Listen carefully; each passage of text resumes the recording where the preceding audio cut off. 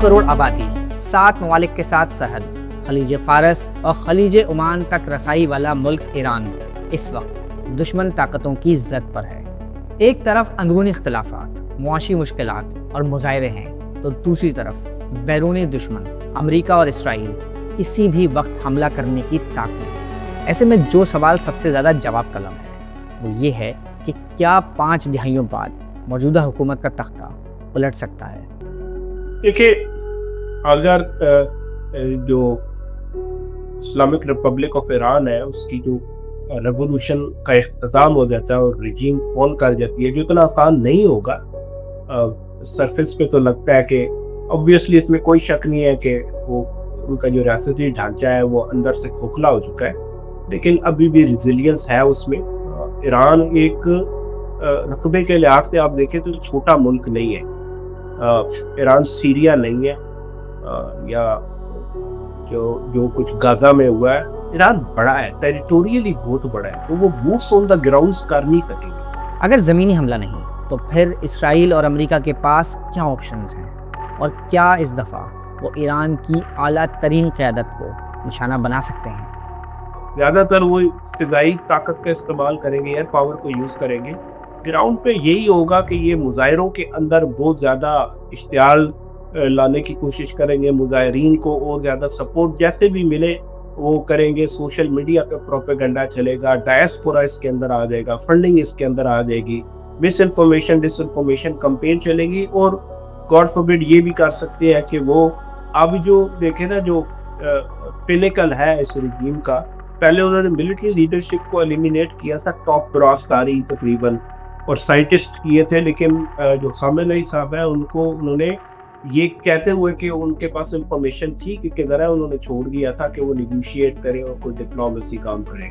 وہ یہ بھی ٹرائی کر سکتے ہیں کہ وہ پھر decapitation of the top leadership کی طرف جائے، تاکہ اگر وہ لیڈرشپ کرائسس ہو جائے تو پھر رجیم اپنے ویٹ کے نیچے کرمبل کر دے گی، اور باقی راس کا جو کسر ہے وہ یہ جو پروٹسٹرز ہیں یہ اس کو پورا کر دیں گے۔ تو یہ ہو سکتا ہے، میں اسپیکولیٹ کر رہا ہوں، یہ ہو سکتا ہے کہ یہ اس طرح کا خاکہ ان کے دماغ میں۔ کیا ہوگا اگر ایران میں حکومت گر جاتی ہے؟ کیا لوگ اپنے گھروں کو بیٹھ جائیں گے، یا پھر وہ سڑکوں پر نکلیں گے اور ملک ایک خانہ جنگی کا شکار ہو سکتا ہے، جس کے اثرات نہ صرف ایران بلکہ اس کے پڑوسی ممالک تک بھی پھیل سکتے ہیں؟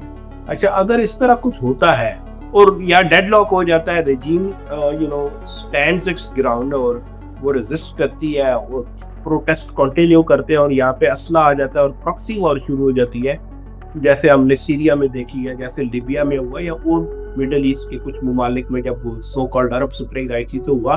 اگر وہ ہو جاتا ہے تو پھر اس کا امپیکٹ ایک تو یہ پڑے گا سیکیورٹی میں کہ وائلنس کی سپل اوور ہوگی۔ جیسے میں نے کہا ایران بڑا ملک ہے، وہ سیریا سے بارڈر ہے، عراق سے بارڈر ہے، پاکستان سے بارڈر ہے، افغانستان سے بارڈر ہے، اور یہ کرٹیکل ملک ہے، اور ان کے اندر بھی ملیٹنٹ نیٹ ورکس موجود ہے، تو وہ وائلنس کی سپل اوور ہوگی۔ ایک تو یہ ہوگا۔ نمبر 2، یہاں پہ لوگوں کی موومنٹ ہو سکتی ہے، لوگ اگر جنگ سے بچنے کے لیے بھاگیں گے تو وہ ریفیوجیز کا ایک کرائسس، یہاں پہ ایک ہیومنٹیرین کرائسس ہو سکتا ہے۔ اس کے علاوہ پھر یہ ہوگا کہ اس کی ایک جو ڈائمنشن بنتی ہے وہ سیکٹیرین ہے، کیونکہ ایران جو ہے وہ امپورٹنٹ ملک ہے فار شیعہ مسلمز۔ تو مڈل ایسٹ میں اور پاکستان میں اوبیسلی ایک سنی شیعہ سیکٹیرین فالٹ لائن تو موجود ہے، جو ابھی کے لیے جو ہے وہ پیسیفائڈ ہے، وہ ایکٹیویٹ ہو سکتی ہے، بیکاز اس کا ایک رد عمل تو اوبیسلی پھر آئے گا۔ پاکستان اور ایران کے درمیان 900 کلومیٹر طویل سرحد موجود ہے۔ امریکی حکام کی جانب سے حالیہ دنوں میں ایرانی بلوچستان کے علاقے میں شورش کی پیشن گوئیاں کیا پاکستان بالخصوص بلوچستان کے لیے خطرے کی گھنٹی ہے؟ انسٹیبلٹی سے تو پاکستان کے بلوچستان میں مسائل پیدا ہوں گے، کیونکہ وہ جو بلوچ سپریٹسٹ ہیں وہ پھر تقویت پکڑیں گے اس ساری چیز سے۔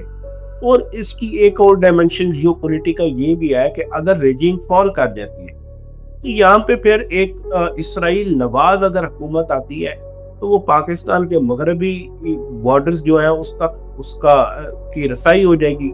پھر ایسٹرن بارڈر پہ انڈیا ہے، آپ کو انڈیا اسرائیل نیکسس کا پتہ ہے، یہ ایک بڑا خطرہ پھر پاکستان کے لیے بن سکتا ہے۔ ہم نے دیکھا تھا کہ جو پچھلی ایران اسرائیل وار ہوئی تھی 12 دن کی، 11-12 دن والی، اس کے اندر جو ہیربیر مری والا گروپ تھا اس کو نظر آیا تھا کہ بڑا انہوں نے ایک اپنا شو کیا تھا نیا ایجنڈا گریٹر بلوچستان کا، جس میں ایرانین جو سیستان و بلوچستان کا پروونس اور پاکستان بلوچستان کا پروونس اس کو ملا کے ایک یونیفائڈ گریٹر بلوچستان کا انہوں نے ایک چارٹر پیش کیا تھا. تو اس طرح کی تاریخ ہے جو پروکسیز بن سکتی ہیں، اور اس کا نہ صرف جیو پولیٹیکل فال آؤٹ ہے بلکہ اس کا لوکل جو انسرجنسیز ہے اس کے اندر بھی اس کی پاکستان کے لیے کافی کنسرنز ہو سکتی ہیں. تو پاکستان کافی اس کو میرا خیال ہے کریٹیکلی اینالائز کر رہا ہوگا اور اس کی مشاورت جاری ہوگی مڈل ایسٹ یا سعودی عرب کے ساتھ بھی. اوبویسلی بیک چینل میں وہ امریکہ سے بھی بات کر رہا ہوگا کہ یہاں ہونے کیا جا رہا ہے. مزید نیوز اپڈیٹس اور ڈیجیٹل سٹوریز کے لیے سبسکرائب کریں ڈان نیوز پاکستان.